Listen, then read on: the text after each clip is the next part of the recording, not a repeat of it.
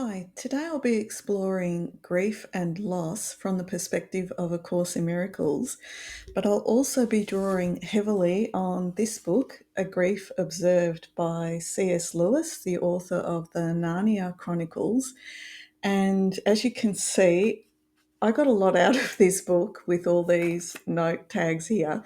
Reading this book was the inspiration for making this video. And we'll start with an exploration of grief and loss from A Course in Miracles perspective.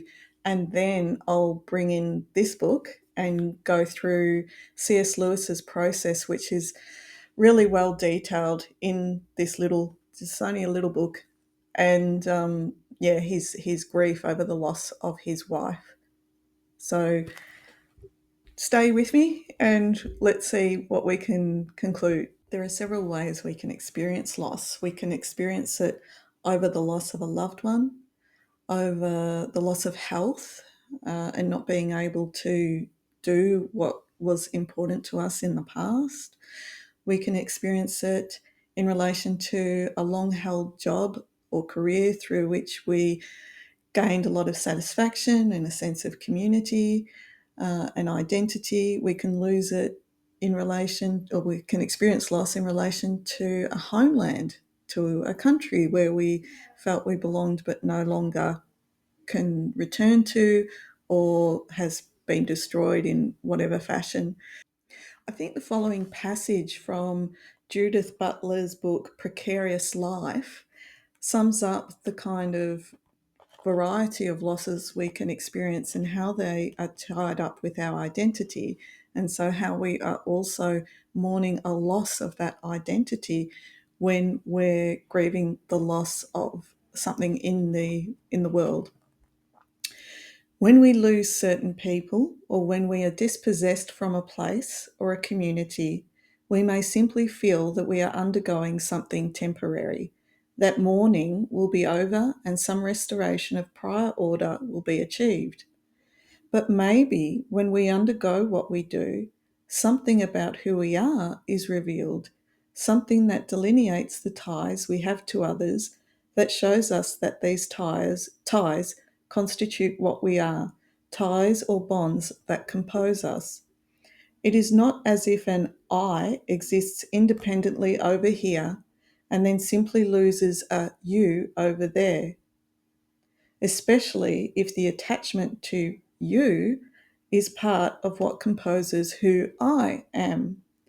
If I lose you under these conditions, then I not only mourn the loss, but I become inscrutable to myself.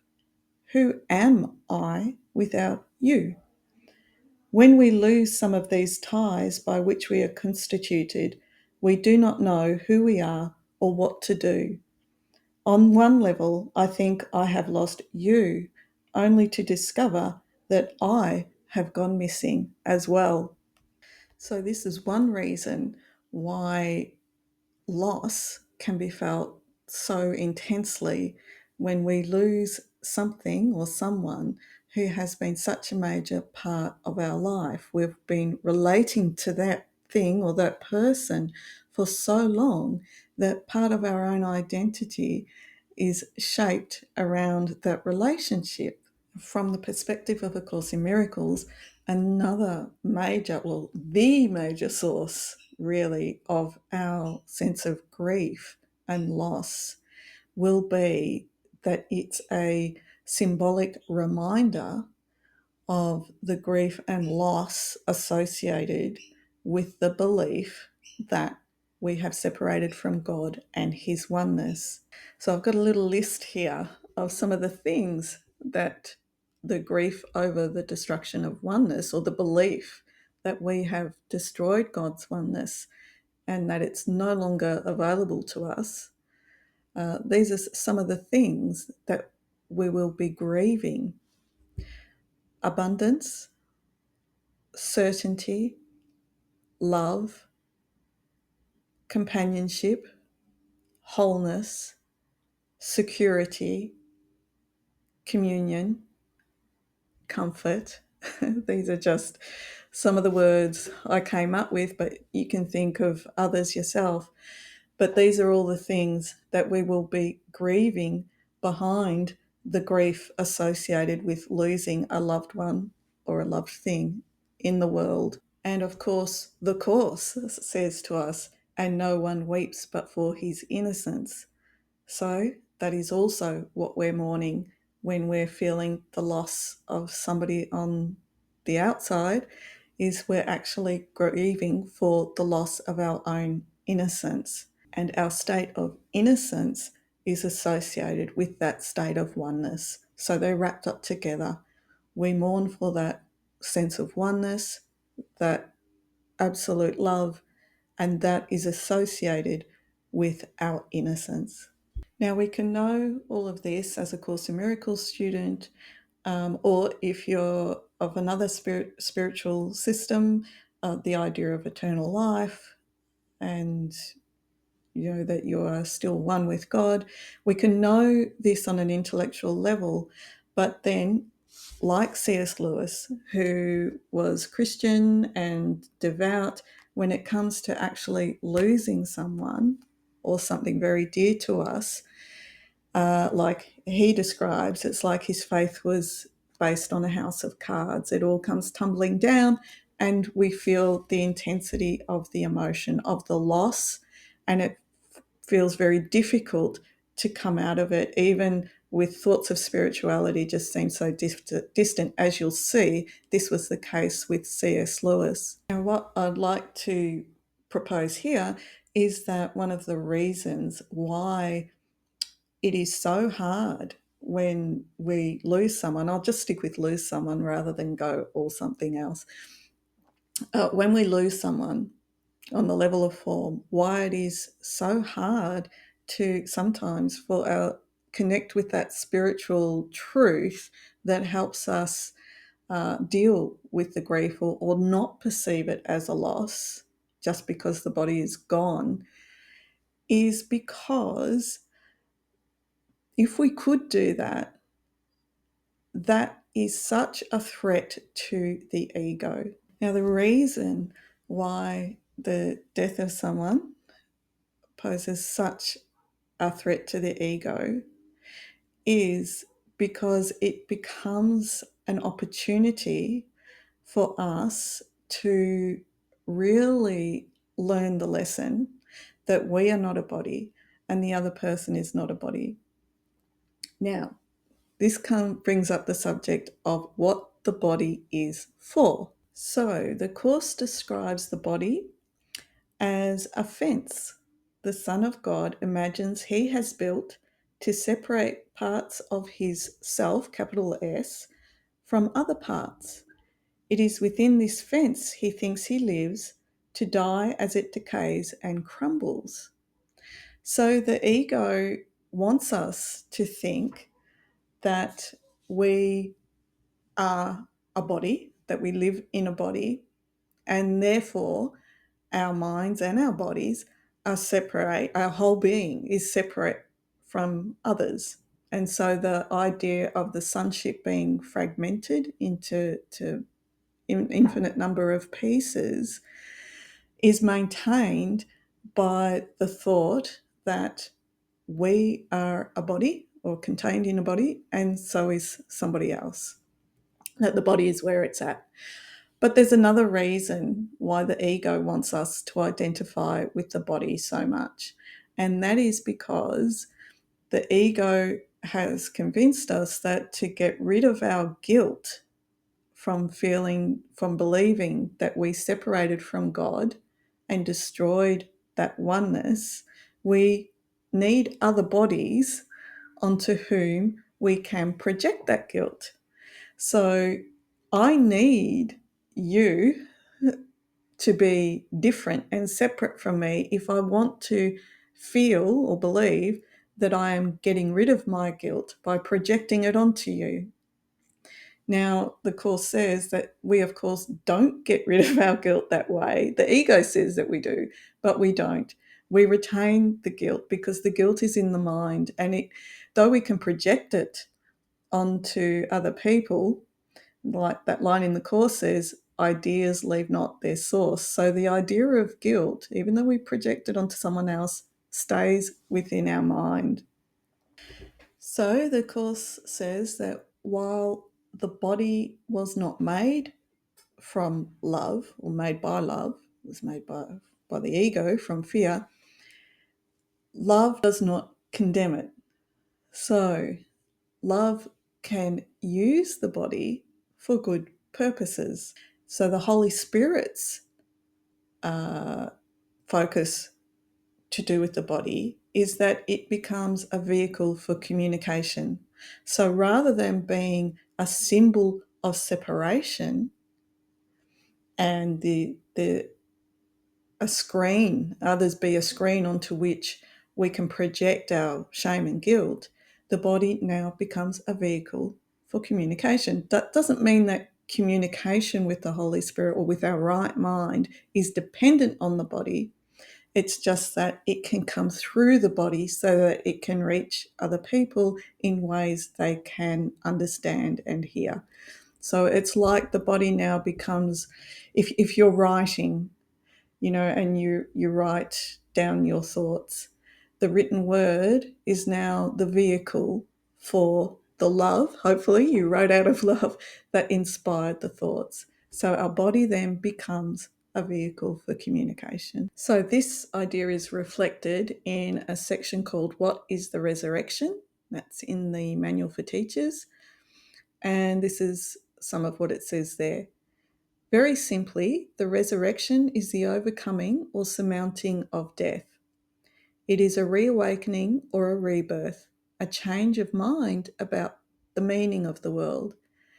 So it's a surmounting of death because we no longer see the ego's thought system of death as being the be-all and end-all.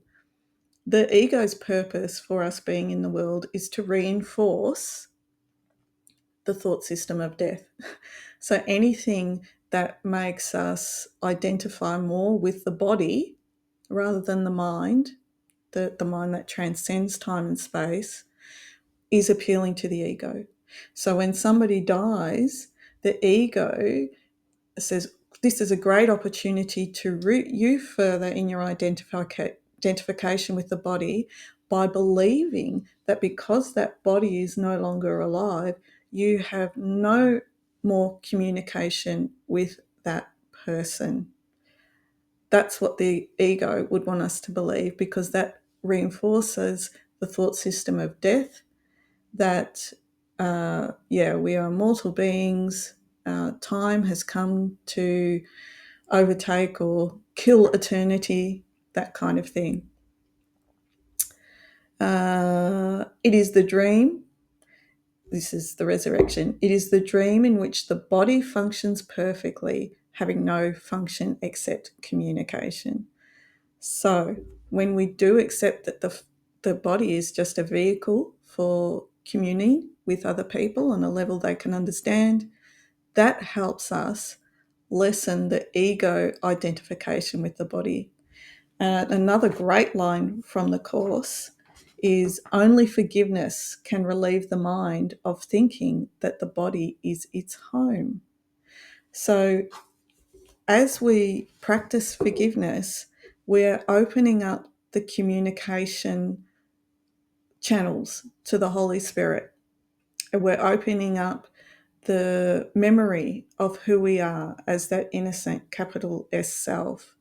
And by doing that, we are lessening our identification with the body as being who we are, and more with the spirit. Lesson 198 also says this: forgiveness is the only road that leads out of disaster, past all suffering, and finally away from death.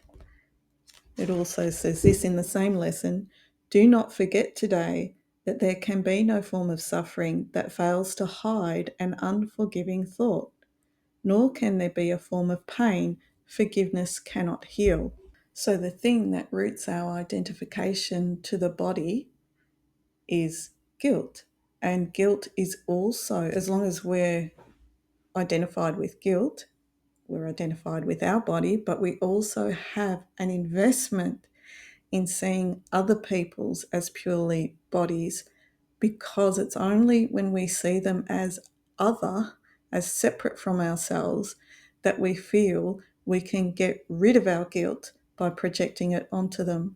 So as we lessen our identification with guilt through the practice of forgiveness, we lessen our identification with the body, and therefore we have less need to see others as only their body.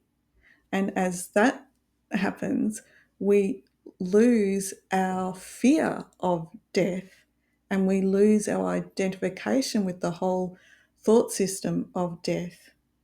And as we do that, we're more open to experiencing that communication, that unbroken communication with those that we love, because it's as we let go of guilt and our identification with the body, we also are more open to that communication with everybody as part of that one spiritual self.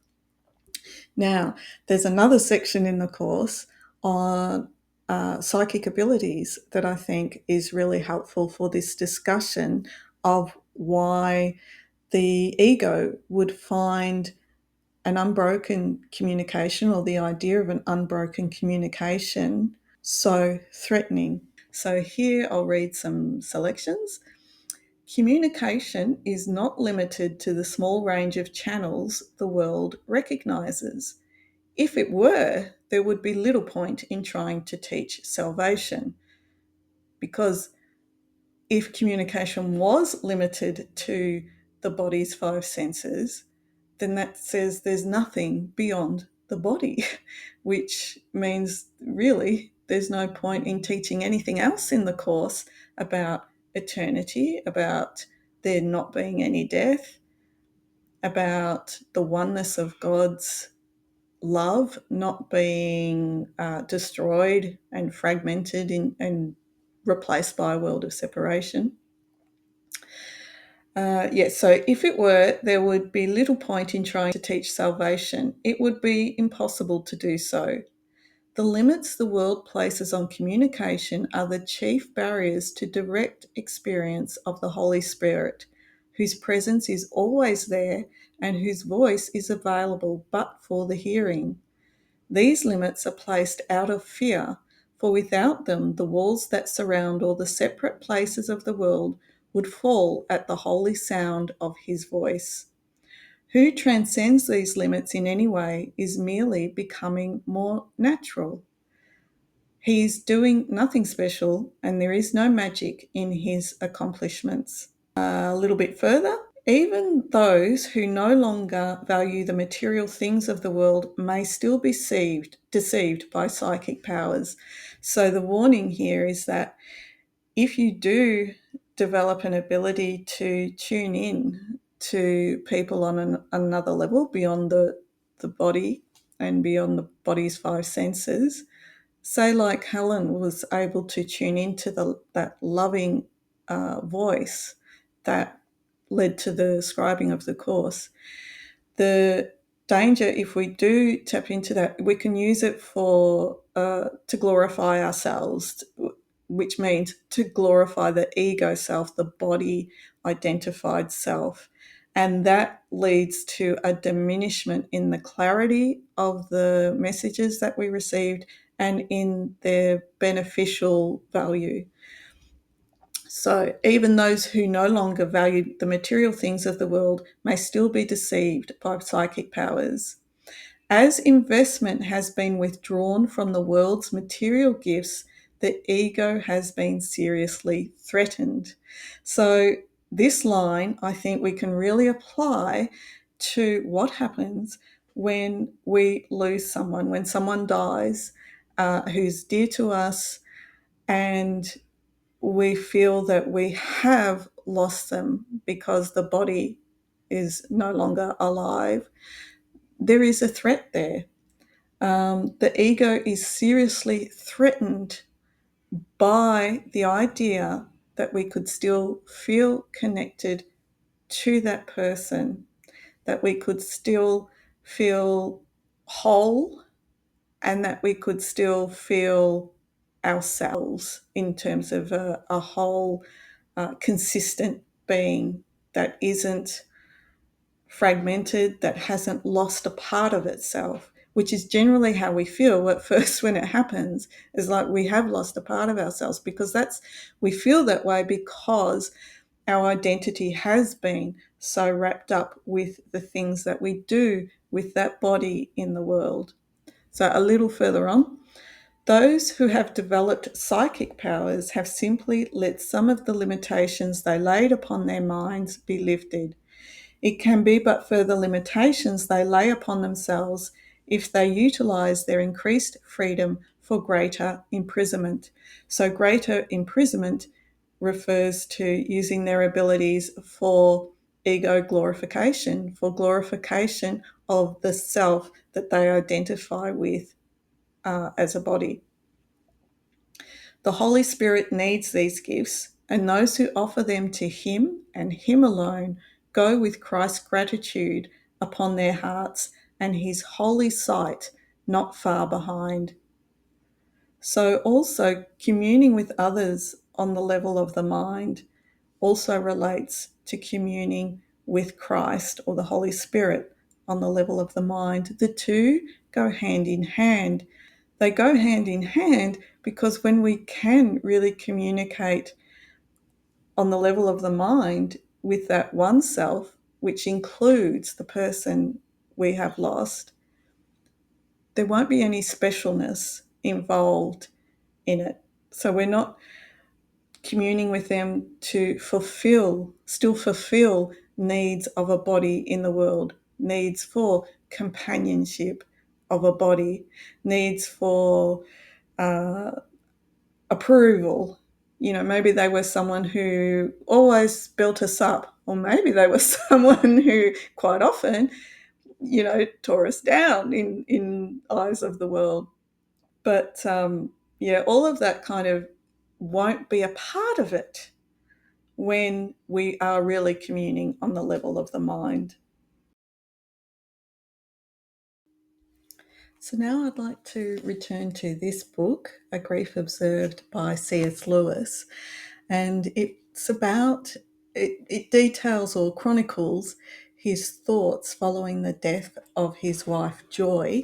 In the book, he just refers to her as H.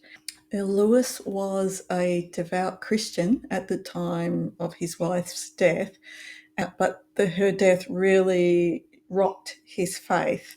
And this is really well detailed in this little book.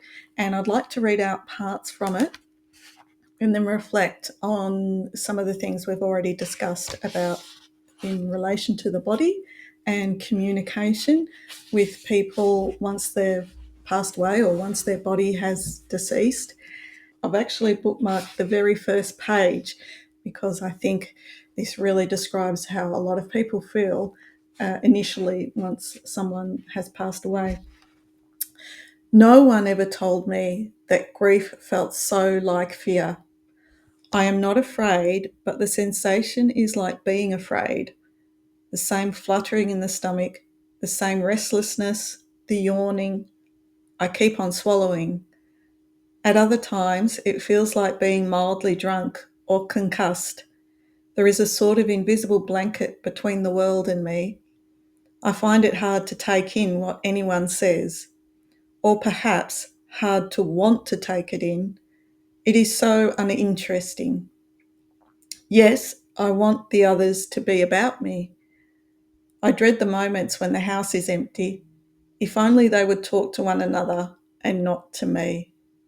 I think if you have suffered some intense grief, you can relate to these reflections, especially the feeling that there's an invisible blanket between you and the rest of the world. And although Lewis says that he's not afraid, but these sensations are like fear. And I think that feeling of dissociation or disconnect from the rest of the world really does reflect anxiety, even though he says he's not experiencing fear. Dissociation is one of the symptoms of anxiety. of, being quite troubled. And so, this just reflects the intensity of his experience of loss at the time. Okay, moving on, some more reflections. And no one ever told me about the laziness of grief. Except at my job, where the machine seems to run on much as usual, I loathe the slightest effort. Not only writing, but even reading a letter is too much, even shaving. I think we can relate to that one too, that when you're consumed with grief, you don't have much energy for other things. Freud used to say that we don't have energy for other things because our energy is directed into the process of grieving. And once that process is over, then the energy is available again to invest in other things. But this is where things get interesting for C.S. Lewis, because being a Christian, he now finds himself really wondering, where on earth is God? Meanwhile, where is God? This is one of the most disquieting symptoms. When you are happy, so happy that you have no sense of needing him, so happy that you are tempted to feel his claims upon you as an interruption, if you remember yourself and turn to him with gratitude and praise, you will be, or so it feels, welcomed with open arms. But go to him when your need is desperate, when all other help is in vain, or when all other help is vain. And what do you find? A door slammed in your face and a sound of bolting and double bolting on the inside. After that, silence. You may as well turn away. The longer you wait, the more emphatic the silence will become. There are no lights in the windows. It might be an empty house. Was it ever inhabited? It seemed so once. And that seeming was as strong as this. What can this mean? Why is he so present a commander in our time of prosperity and so very absent to help in time of trouble? A little further on, the conclusion I dread is not, so there's no God after all, but so this is what God's really like. Deceive yourself no longer. Of course, it's easy enough to say that God seems absent at our greatest need because he is absent, non-existent. But then why does he seem so present when, to put it quite frankly, we don't ask for him? So, Lewis's experience is clearly one of being abandoned by God in his hour of strongest need. Central to Lewis's sense of loss is the fact that he feels he cannot communicate with his wife or feel her presence. And he writes this: after the death of a friend years ago, I had for some time a most vivid feeling of certainty about his continued life, even his enhanced life. I have begged to be given even 100th part of the same assurance about H. That's his wife. There is no answer, only the locked door, the iron curtain, the vacuum, absolute zero. So he becomes really angry at God and wonders what kind of a God, firstly, gives someone cancer, lets her suffer. So they got married when Lewis was 58, shortly after they met, and 4 years later, Joy died of cancer. Lewis then begins to reflect on his wife and her reluctance to die and the cruelty he imagines in her not being able to enjoy her life longer. He writes, have I forgotten the moment of bitterness when she cried out, and there was so much to live for? Happiness had not come to her early in life. 1,000 years of it would not have made her blasé. She liked more things and liked them more than anyone I have known. A noble hunger, long unsatisfied, met at last its proper food, and almost instantly the food was snatched away. Fate, or whatever it is, delights to produce a great capacity and then frustrate it. Beethoven went deaf, by our standards, a mean joke, the monkey trick of a spiteful imbecile. So he holds nothing back. The spiteful imbecile he's referring to is God or whatever made all of this happen, all of this suffering and cruel, like a cruel joke to for someone to have struggle in their life, then finally get some enjoyment, and then soon enough, boom, they get an imbecile, an idiot who decides to cut their life short for no apparent reason. And this is what we are bound to feel, identified with the body and the bodies of others, and identified with the ego thought system. When we feel a loss, we will feel that somebody has deprived us of something, and we will feel that God has deprived us of that loved one, even if we're a course student, even if intellectually we have a whole lot of other things going on and ideas that we say we subscribe to.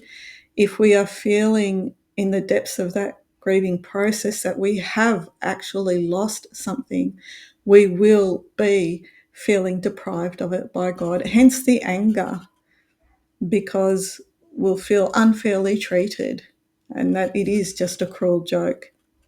Later, Lewis says, "What pitiable cant to say, she will live forever in my memory.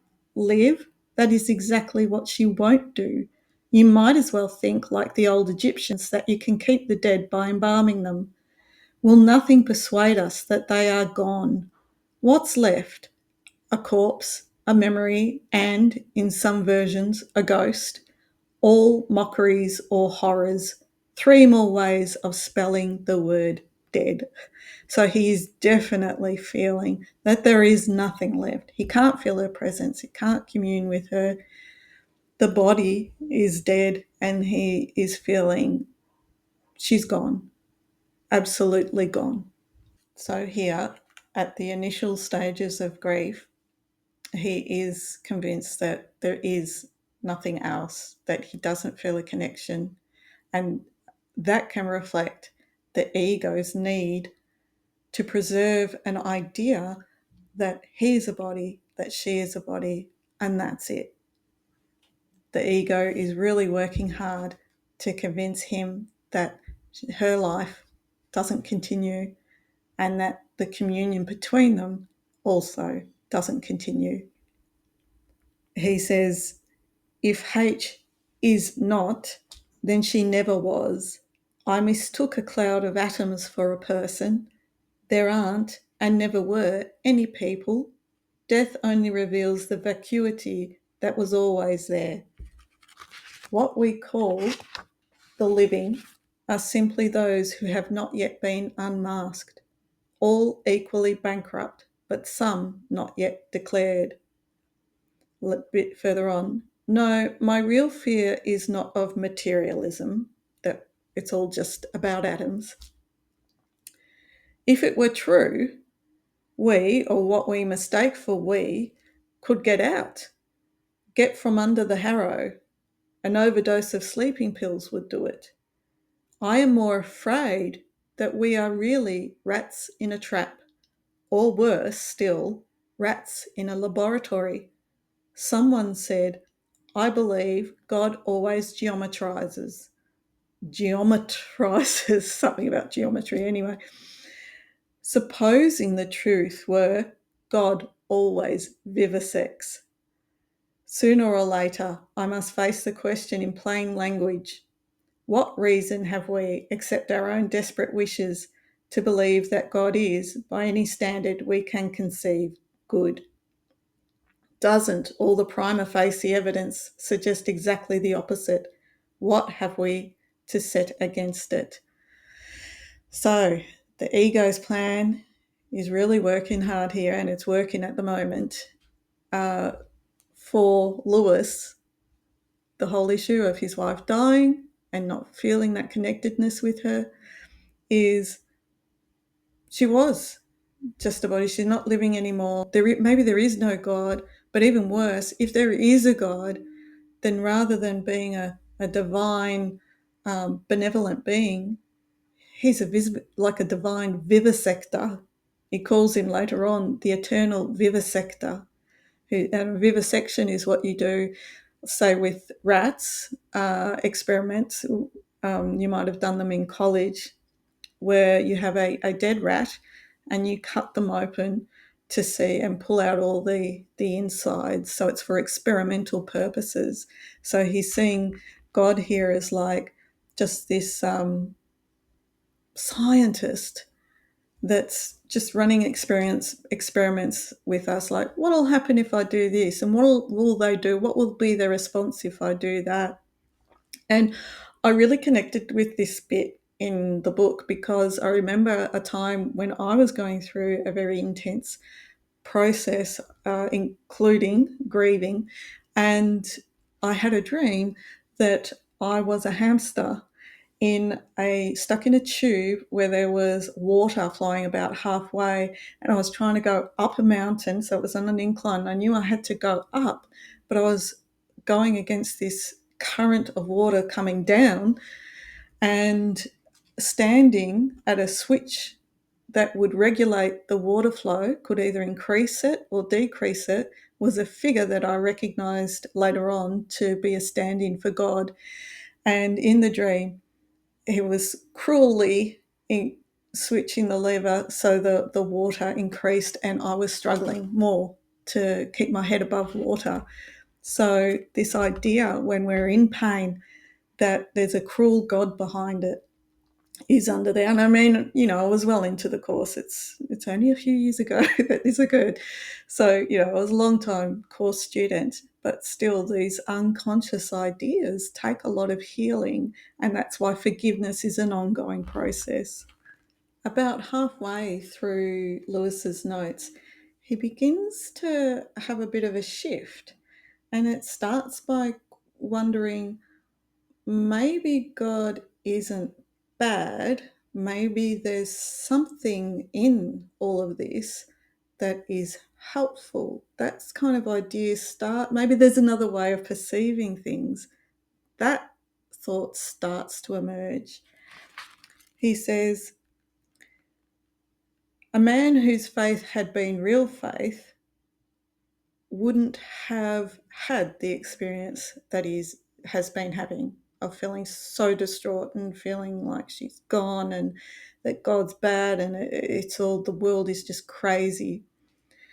The case is too plain. If my house of cards he's talking of, has collapsed at one blow, that it is because, so if my house of faith, if you like, has collapsed at one blow, that is because it was a house of cards. The faith which took these things into account, things such as death, was not faith, but imagination. And I must surely admit, he says, H would have forced me to admit in a few passes that if my house was a house of cards, the sooner it was knocked down, the better. And only suffering could do it. But then the cosmic sadist, that's what he used to call God, and the eternal vivisector becomes an unnecessary hypothesis. So he doesn't have to look at God being so awful if this whole situation can expose where he's lacking in faith and thereby help him grow in faith.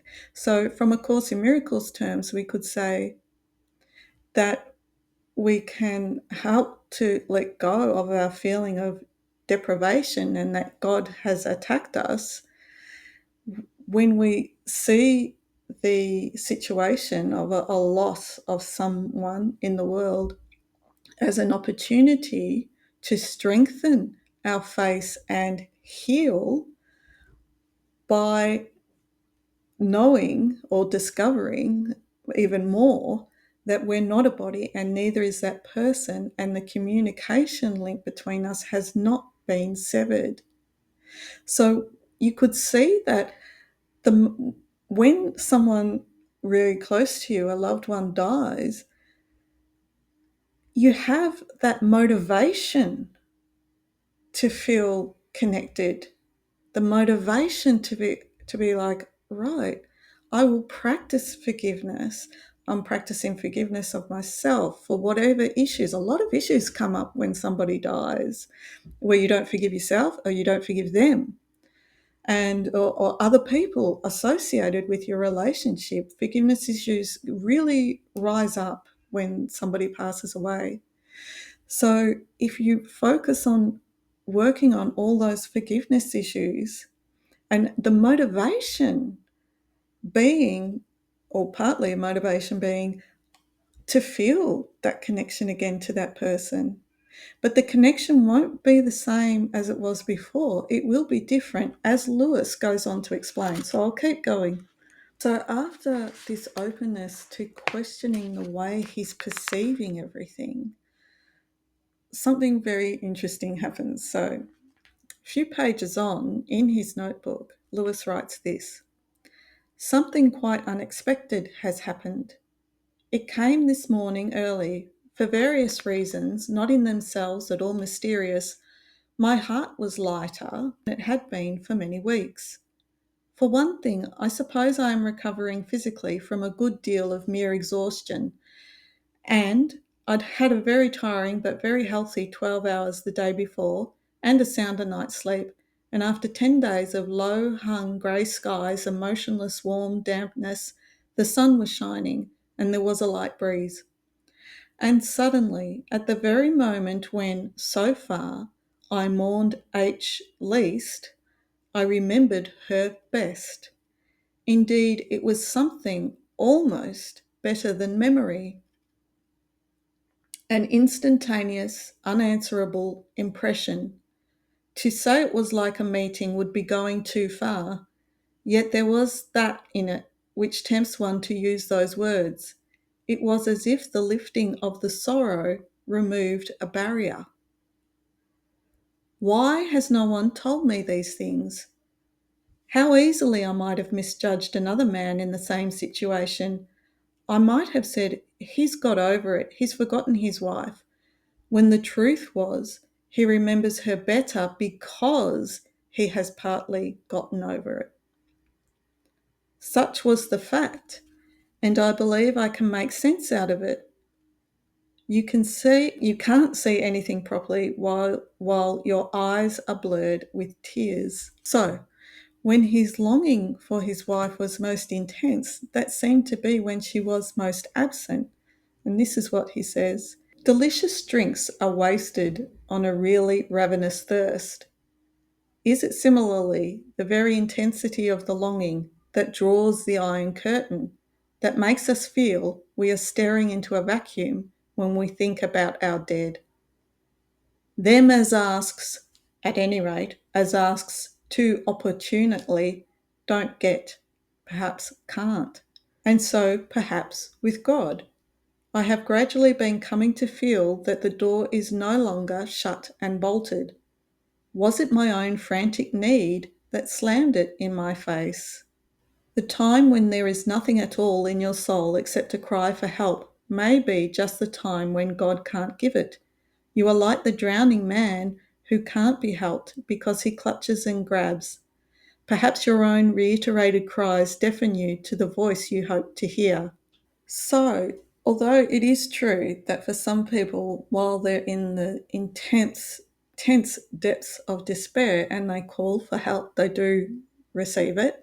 They do feel comforted or some relief. If we don't, it can be, as Jesus once explained to Helen, who was saying, "Help me with my fear." And he said, "I can't help you with your fear because you've chosen it.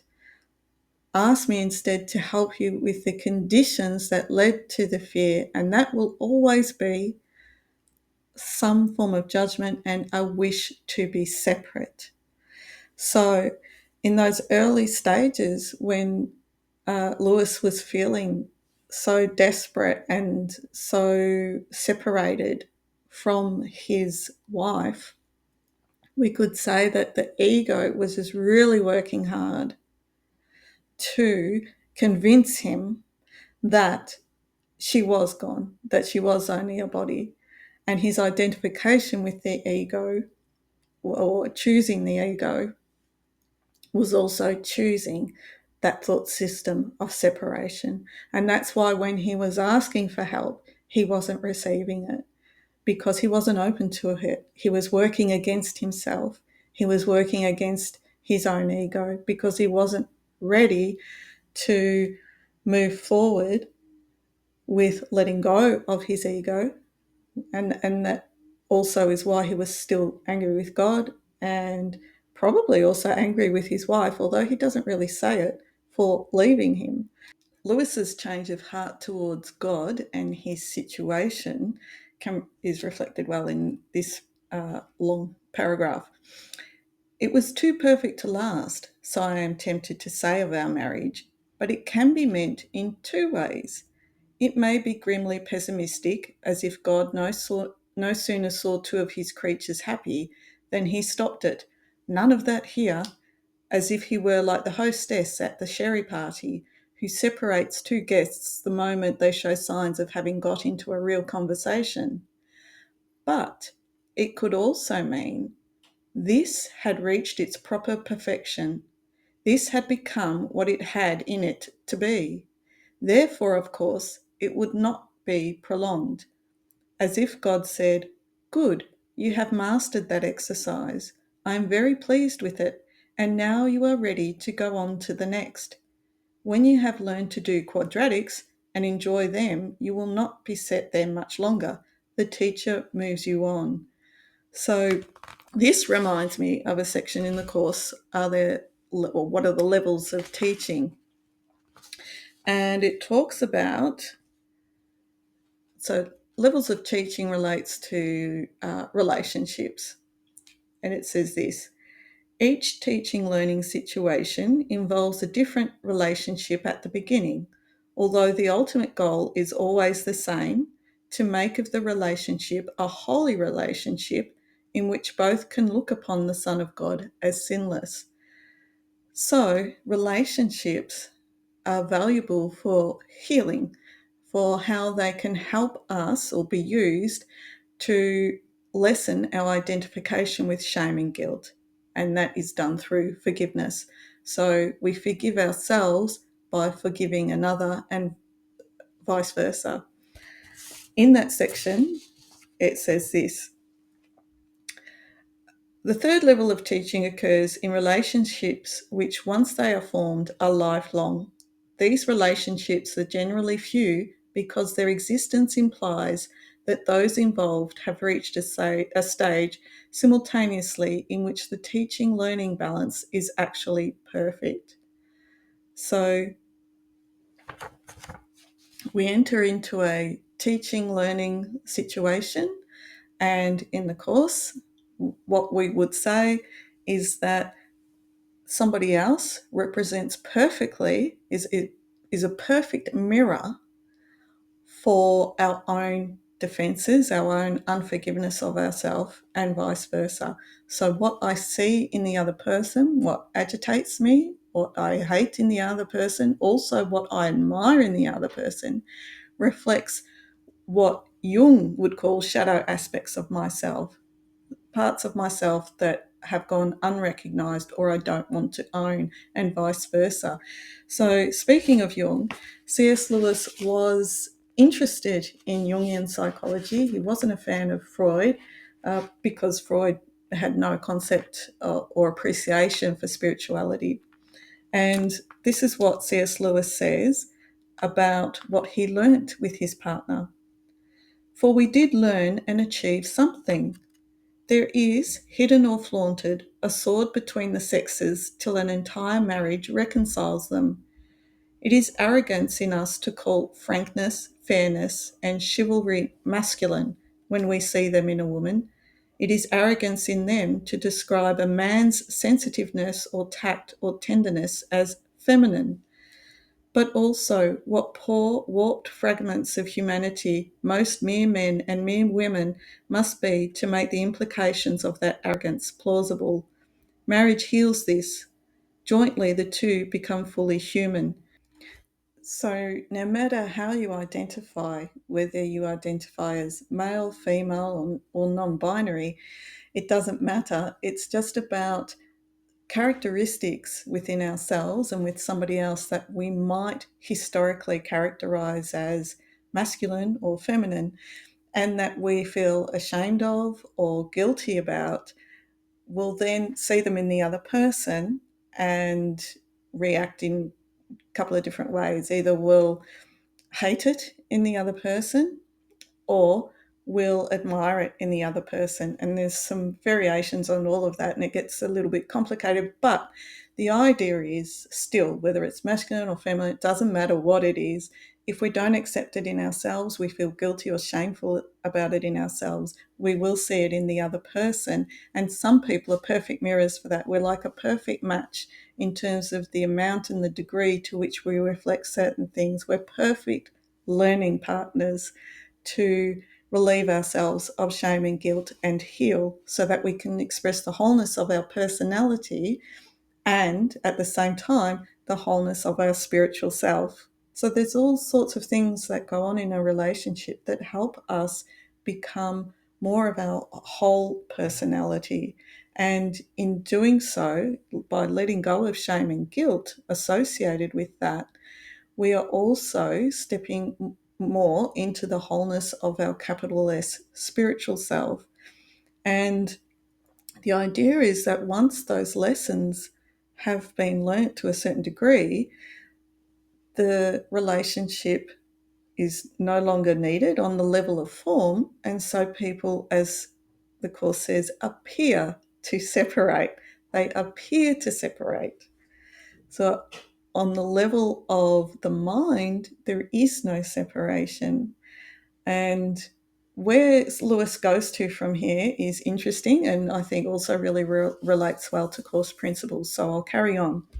So as Lewis no longer feels that the door to God is locked and bolted, he also starts to feel that his wife, Joy, is present, is real, hasn't disappeared.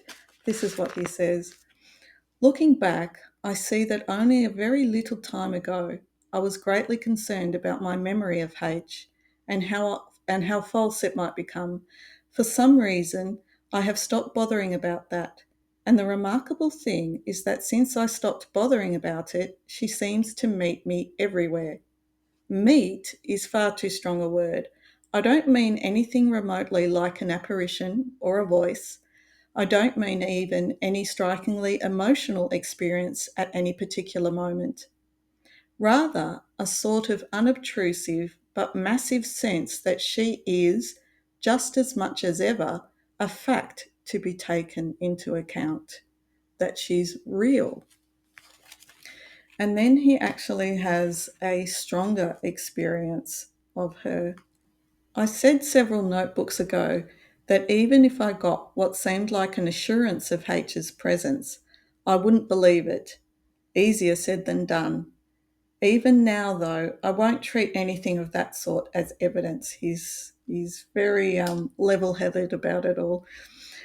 It's the quality of last night's experience, not what it proves, but what it was, that makes it worth putting down.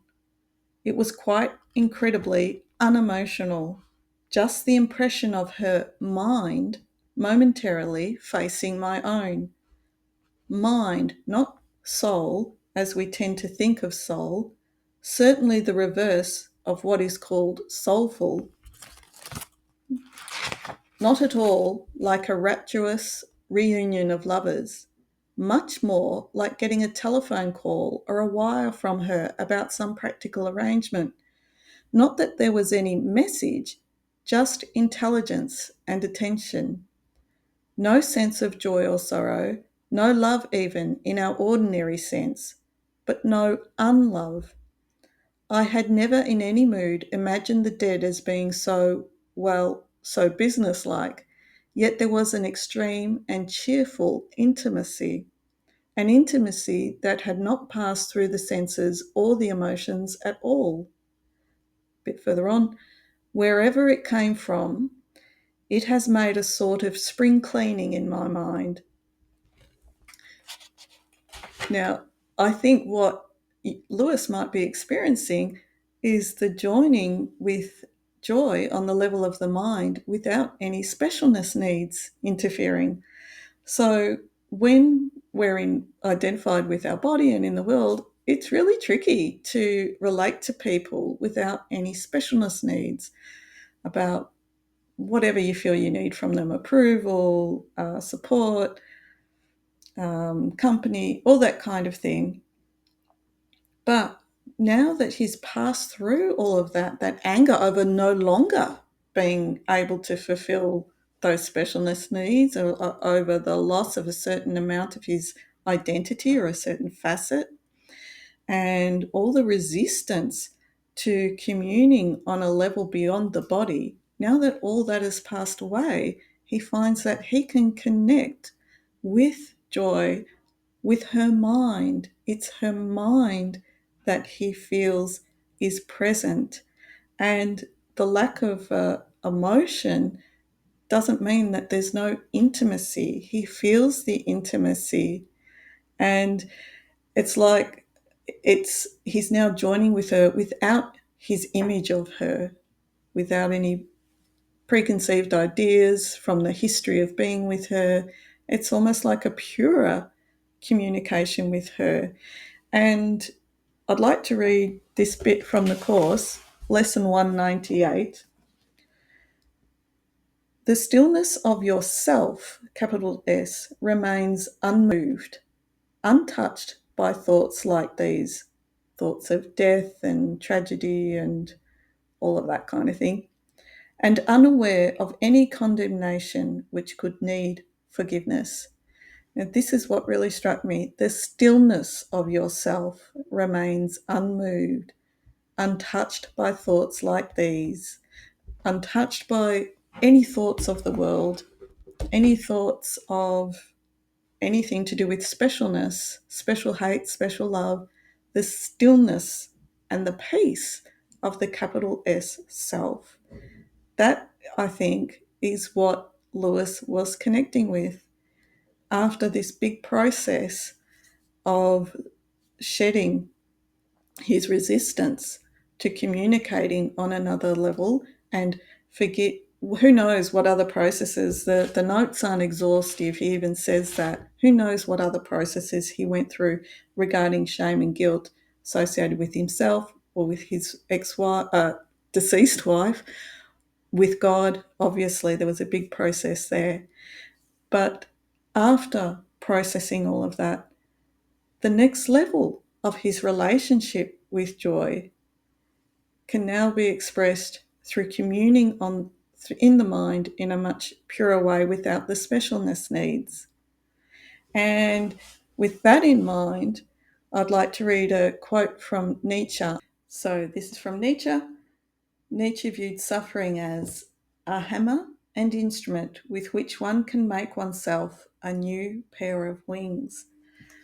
And I think that's a really great way of phrasing it. We make ourselves a new pair of wings to take us to a next level of communication with whoever it is that we feel that we have lost on the level of form.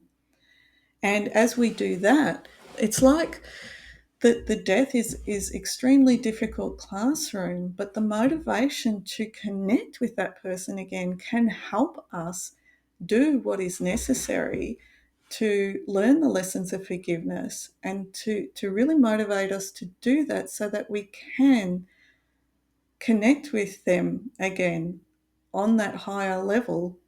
And we will also be connecting with our spiritual self on that higher level and with Jesus at the same time. So everything goes to a next level as we process a loss on the physical plane and realize that we haven't lost anything on the eternal level, like experience that. So before the death happens, like with Lewis, in his imagination, in his intellect, he can say, yes, I believe that. But when it actually happens to you and you go through all the emotions and everything, the bright side is that you can get to a place where you still feel that person is with you, but it's different. It no longer encapsulates all the specialness stuff. And yeah, it can end up being a real blessing going forward.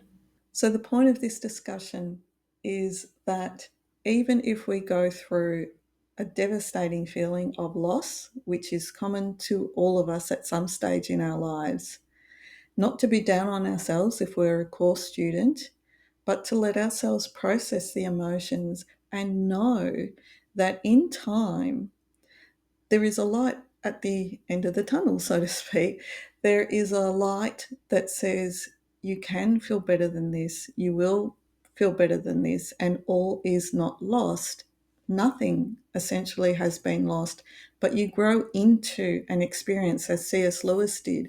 You grow into an experience of that as you process all the emotions and any unforgiveness that comes up along the way about yourself, about the person who's died, or the work you've left. As you process all of that, you'll naturally be open to the experience of joining at a higher level in the mind. Thanks for watching. I hope you've got something out of this, and tune in again. Bye.